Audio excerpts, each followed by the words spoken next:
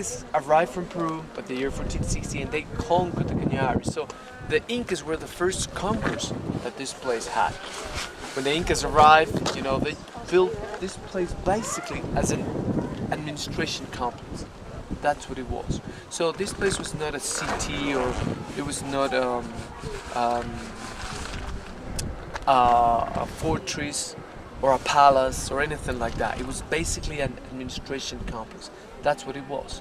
And this kind of complex the Incas used to have all over the empire were places where they used to administrate the area that the Incas were controlling. Okay?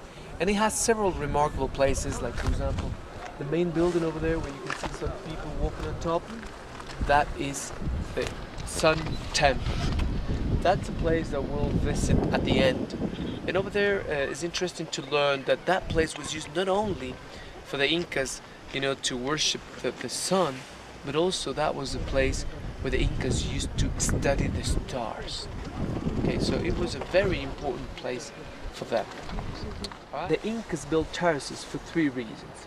First reason, it was for agriculture. If you go, for example, to Peru and Bolivia, where the mountains are very steep, you know, very much like that, they will build terraces just like that, and behind every terrace they will plant, you know, excellent for agriculture. And in fact, in some parts of Peru and Bolivia, that was the only way. The second reason, it was to shape the place. For example, the old ruins, the very famous ruins of Machu Picchu, when you see them from the air, they look like a condor. And also the very famous ruins of Cusco, when you see them from the air, they look like a puma. And also this place, seeing it from the air, looks like a puma. Always pumas and condors, because for them puma and condors were their protector gods. So always they were that shape. Alright? Now over here we are at the rear of the puma. The part of the head was the Sun Temple. This is the body, that's the belly. These are like the knees and the rear part of the puma. But of course from here we cannot really figure out that well that it has shape quite like that. Now it's interesting to know that the Incas also had three basic laws. Do not steal, do not lie, and do not be lazy. So that's why if someone was looking after a cornfield and they have the afternoon off, this family, these people, they had not the opportunity to be just relaxed, and you know, they had to work even for their own benefit because they already paid the taxes to the Incas. Alright, that's basically how the Incas empire worked.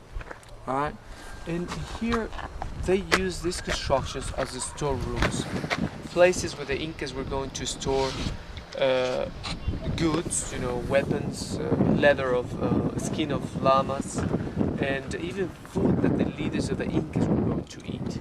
So that's basically how they use these four constructions parallel that we have over here.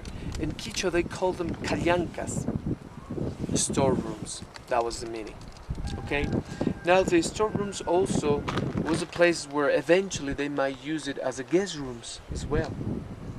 Now, when the Incas conquer a group of people like the Canaris, the Incas control the place, and the Canaris, you know, after 2 or 3 years, they had the opportunity to make peace with the Canaris.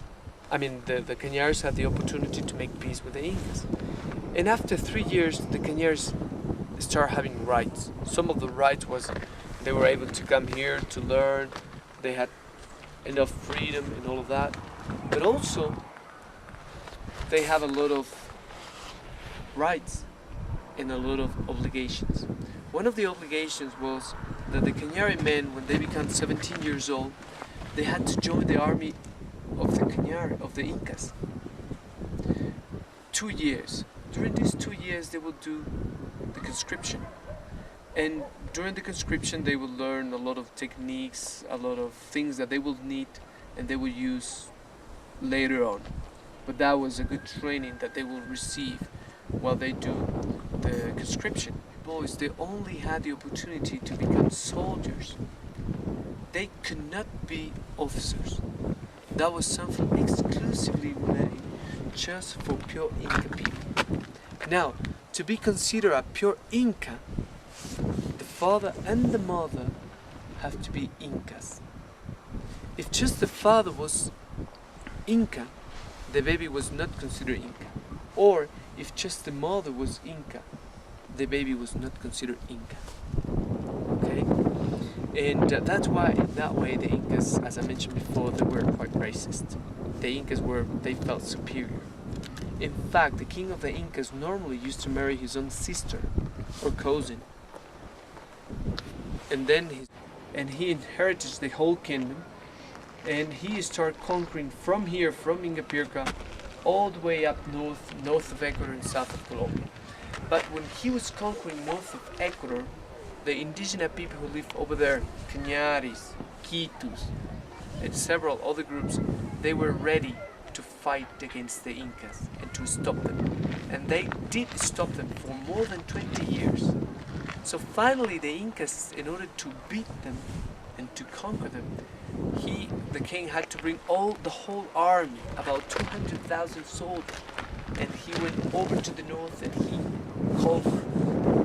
And right after that tremendous battle, most of the dead bodies were dumped in a lake over there near Otavalo, and that lake was known as a Yawarcocha, which means the lake of blood. Okay, and then he conquered them. And right after he conquered them, and he married a girl of the Caranquis, probably to make peace with them, or maybe just because he loved her. Whatever the reason was, is that he had a son with her. The name of his son was Atahualpa. And of course he's got his Inca's wife, and he had with her his pure Inca son.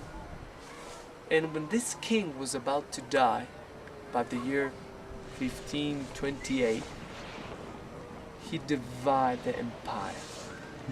He divided in this way. He left everything that he had received from his father, he left that to his Inca son. So in other words, from here all the way down south. And whatever he conquered from here to the north, he left that to Atahualpa, his non-Inca son.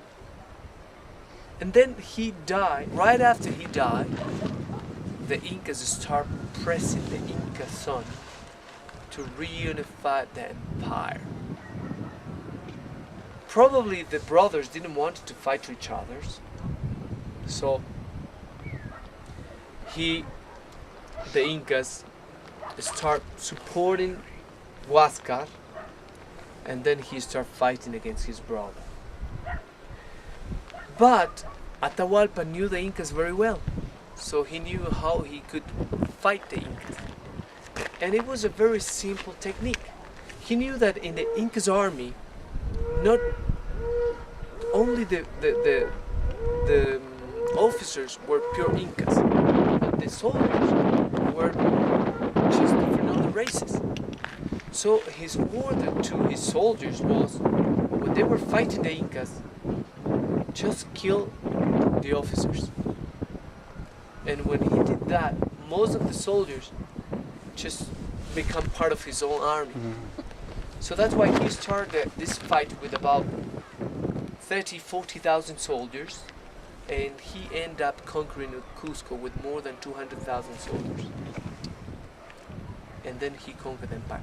That was the end of the Incas empire.